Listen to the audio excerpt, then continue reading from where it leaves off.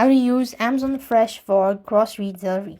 So in order to use Amazon Fresh for grocery delivery, you must be an Amazon Prime membership member in an eligible area. Shop for items online, choose a delivery window, and place your order. So first thing first, you want to go ahead and log into your Amazon account and enter your zip code on the Amazon Fresh page to confirm the service is available in your area or not.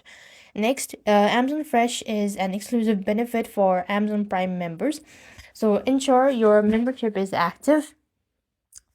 Then you just want to go ahead and access the store. That means you can shop by the Amazon website on a desktop or mobile browser or the Amazon app, and look for the Amazon Fresh logo near the search bar or under the main menu. Then you could just go ahead and shop for items, maybe proceed to checkout, and that's how you're going to use Amazon Fresh for grocery delivery. I hope the video was helpful. Make sure to like, share, and subscribe. Thank you for watching. See you in the next video.